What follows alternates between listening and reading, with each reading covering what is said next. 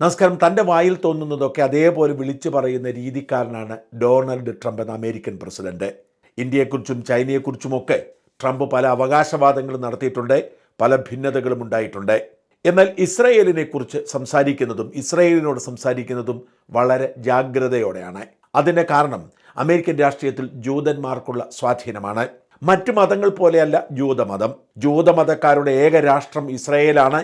ലോകത്തിൻ്റെ ഏതു കോണിൽ താമസിക്കുന്ന ജൂതനും ആ രാജ്യം ഇരട്ട പൗരത്വം അനുവദിച്ചിട്ടുണ്ടെങ്കിൽ അവൻ ഇസ്രായേൽ പൗരത്വം എടുത്തിട്ടുണ്ടാവും. അമേരിക്കയിൽ ലക്ഷക്കണക്കിന് ജൂതന്മാരുണ്ട്. അമേരിക്കയെ സ്വാധീനിക്കുന്നത് അവരുടെ ശാസ്ത്രജ്ഞന്മാർ, അവിടുത്തെ അധ്യാപകർ, അവിടുത്തെ തിങ്ക് ടാങ്കുകൾ, അവിടുത്തെ വലിയ ബിസിനസ്സുകാർ, അവിടുത്തെ മാധ്യമ ഉടമകൾ ഒക്കെ തന്നെ ജൂതന്മാരാണ്. അതുകൊണ്ട് ജൂതന്മാരെ പിണക്കുന്ന രാഷ്ട്രീയം ട്രംപിനെന്നല്ല, അമേരിക്കയിൽ മാറി മാറി വരുന്ന ഒരു രാഷ്ട്രീയക്കാർക്കും സാധ്യമല്ല. അതുകൊണ്ടാണ് ഇസ്രായേൽ ഫലസ്തീൻ വിഷയത്തിലടക്കം, അറബ് രാഷ്ട്രങ്ങളോടുള്ള ഇസ്രായേലിൻ്റെ സമീപനത്തിലടക്കം ഇസ്രായേലിൻ്റെ നിലപാട് എന്താണോ അതിനോടൊപ്പം അമേരിക്ക നിൽക്കുന്നത്. ഇസ്രായേൽ ഖത്തറിനെ കയറി ആക്രമിച്ചിട്ടും അമേരിക്കയ്ക്ക് ഒന്നും ചെയ്യാൻ കഴിയാതെ പോയതും അതുകൊണ്ട് തന്നെയാണ്. എന്നിട്ടും കഴിഞ്ഞ ദിവസങ്ങളിൽ ട്രംപ് പൊട്ടിത്തെറിക്കുകയാണ് ഇസ്രായേലിനോട്. ഇങ്ങനെ പോവാൻ അനുവദിക്കില്ല, ഇങ്ങനെ പോയാൽ ഇസ്രായേലിനുള്ള പിന്തുണ ഞങ്ങൾ പിൻവലിക്കും എന്ന് ശക്തമായ രീതിയിൽ ട്രംപ് വെളിപ്പെടുത്തിയിരിക്കുന്നു. ട്രംപ് വളരെ കഷ്ടപ്പെട്ടുണ്ടാക്കിയ വെടിനിർത്തൽ കരാർ ഇല്ലാതായേക്കുമെന്ന് ആശങ്ക രൂപപ്പെട്ടിരുന്നു. 2 ഇസ്രായേലി പട്ടാളക്കാർ ഗസയിൽ കൊല്ലപ്പെട്ടപ്പോൾ ഇസ്രായേൽ സേന ഗസയുടെ മേൽ കനത്ത ആക്രമണം അഴിച്ചുവിട്ടു. 50-ലേറെ പേരാണ് അന്ന് കൊല്ലപ്പെട്ടത്. അതോടെ ആ സമാധാനം ഇല്ലാതായേക്കും എന്ന് ആശങ്കപ്പെട്ട് ട്രംപ് തൻ്റെ മരുമകനെയും പശ്ചിമേഷ്യയുടെ പ്രത്യേക ദൂതൻ സ്റ്റീവ് വിറ്റ്കോഫിനെയും അങ്ങോട്ട് അയച്ചു. തൊട്ടു പിന്നാലെ വൈസ് പ്രസിഡന്റ് തന്നെ അങ്ങോട്ട് പോയി. ഇപ്പോഴിതാ വിദേശകാര്യ സെക്രട്ടറി മാർക്കോ റൂബിയോ അവിടെ എത്തിയിരിക്കുന്നു. അങ്ങനെ ട്രംപ് തൻ്റെ പ്രധാനപ്പെട്ട ആളുകളെയൊക്കെ ഇസ്രായേലിലേക്ക് അയക്കുന്നതിൻ്റെ ലക്ഷ്യം ഒരു കാരണവശാലും വളരെ കഷ്ടപ്പെട്ടുണ്ടാക്കിയ സമാധാനം ഇല്ലാതാകരുത് എന്ന് കരുതിയാണ്.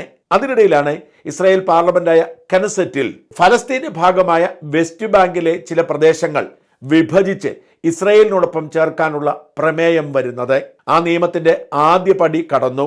ഇനിയും 2-3 കടമ്പകൾ കൂടി കഴിഞ്ഞാൽ മാത്രമേ അത് നിയമമാകൂ. എന്നാൽ ട്രംപ് അസന്നിഗ്ധമായി പ്രഖ്യാപിച്ചു, അനുവദിക്കുകയില്ല. ഒരു കാരണവശാലും താൻ കഷ്ടപ്പെട്ടുണ്ടാക്കിയ ഇപ്പോഴത്തെ സമാധാന കരാർ ഇല്ലാതാകുന്ന തരത്തിൽ ഇസ്രായേൽ പെരുമാറാൻ അനുവദിക്കില്ല.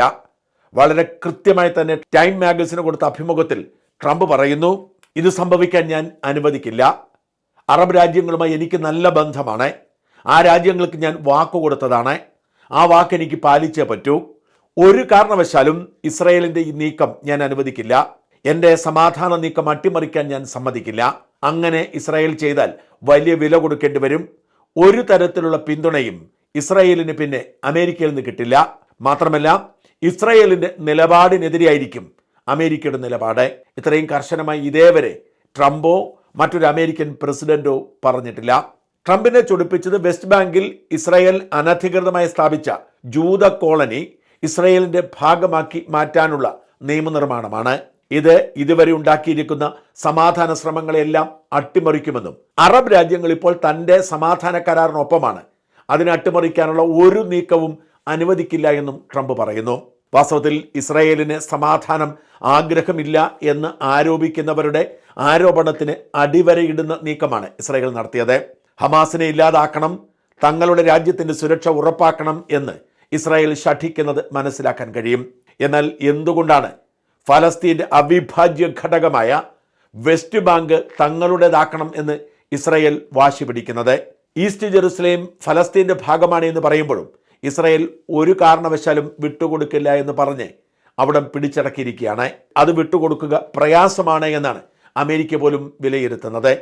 ഈസ്റ്റ് ജെറുസലേമുമായി ബന്ധപ്പെട്ട തർക്കങ്ങൾ ഒരിക്കലും തീരാൻ പോകുന്നില്ല. എന്നാൽ വെസ്റ്റ് ബാങ്കിലെ പ്രദേശങ്ങൾ കൂടി ഇസ്രായേൽ പിടിച്ചെടുത്താൽ പിന്നെ ഗസ മാത്രമാവും ഫലസ്തീന് ബാക്കിയാവുക. അത്രയും ചെറിയൊരു പ്രദേശത്ത് മാത്രമായി ഫലസ്തീനെ ഒതുക്കുക പ്രയാസമാണ്. അതുകൊണ്ട് തന്നെ ഇസ്രായേലിന്റെ പിടിവാശി ഒരു കാരണവശാലും പ്രശ്നപരിഹാരത്തിന് കാരണമാകില്ല എന്നാണ് അമേരിക്കയുടെ നിലപാട്. അല്ലെങ്കിൽ തന്നെ ഇസ്രായേലിന് മറ്റു ചില നിബന്ധനകളുണ്ട്. ഇസ്രായേൽ പിന്മാറിക്കഴിഞ്ഞാൽ ഗസയുടെ ഭരണം ഫലസ്തീൻ അതോറിറ്റിയെ പോലും ഏൽപ്പിക്കരുത് എന്നാണ് ഇസ്രായേലിന്റെ ആഗ്രഹം. മാത്രമല്ല, അവിടുത്തെ സമാധാന പദ്ധതിയുടെ ഭാഗമാവാൻ തുർക്കി സേനയെ വിടാൻ പാടില്ല എന്നും ഇസ്രായേൽ പറയുന്നു. ഇതൊന്നും സമ്മതിക്കാൻ പറ്റില്ല എന്ന് തന്നെയാണ് അമേരിക്കയുടെ നിലപാട്. അതിലേറ്റവും പ്രധാനപ്പെട്ട നിലപാട് പരസ്യ നിലപാട് വെസ്റ്റ് ബാങ്കിനെ വിഭജിക്കാനുള്ള നീക്കത്തെ എതിർക്കുമെന്നതാണ്. എന്തായാലും ട്രംപ് പരസ്യമായി രംഗത്ത് വന്നതോടെ അമേരിക്കയുടെ പ്രതിനിധികളൊക്കെ ഇതിനെ നിശിതമായി വിമർശിച്ചതോടെ ഇസ്രായേൽ അല്പം പിന്നോട്ട് വലിഞ്ഞിട്ടുണ്ട്. American vice president JD Vance പറഞ്ഞത് ഇതൊരു പൊളിറ്റിക്കൽ സ്ട്രാറ്റജി എന്നാണ് പലരും പറയുന്നത്. അതൊരു സ്റ്റുപ്പിഡ് പൊളിറ്റിക്കൽ സ്ട്രാറ്റജിയാണ്. അറബ് രാജ്യങ്ങളെ പ്രകോപിപ്പിക്കാൻ സമാധാന കരാർ ഇല്ലാതാക്കാനുള്ള നീക്കമാണ്. അതുകൊണ്ട് ഒരു കാരണവശാലും അങ്ങനെ ചിന്തിക്കുക പോലും വേണ്ട എന്ന് അമേരിക്ക താക്കീത് നൽകി. ഇതോടുകൂടി ഇസ്രായേൽ പ്രധാനമന്ത്രി നെതന്യാഹു അടങ്ങിയിട്ടുണ്ട്. താനും തൻ്റെ പാർട്ടിയും ഈ വിഭജനത്തെ അംഗീകരിച്ചിട്ടില്ല. പ്രതിപക്ഷ പാർട്ടിയും തൻ്റെ സഖ്യകക്ഷിയായിരിക്കുന്ന ചില തീവ്ര വലതുപക്ഷ പാർട്ടികളുമാണ് ഇങ്ങനെ ഒരു ആശയം കൊണ്ടുവന്നത്. അതിനോട് യോജിപ്പില്ല എന്ന് പരസ്യമായി പറഞ്ഞ് തടി തപ്പുകയാണ് നെതന്യാഹു ചെയ്തത്. ട്രംപ് പറഞ്ഞത് ഈ സമാധാനം നിലനിന്നാൽ സൗദി അറേബ്യയുമായി പോലും ഇസ്രായേലിനെ ഏറെ വൈകാതെ ഞങ്ങൾ ബന്ധമുണ്ടാക്കി തരും. അങ്ങനെ പശ്ചിമേഷ്യൻ പ്രശ്നം എന്നേക്കുമായി പരിഹരിക്കപ്പെടുമെന്നാണ്.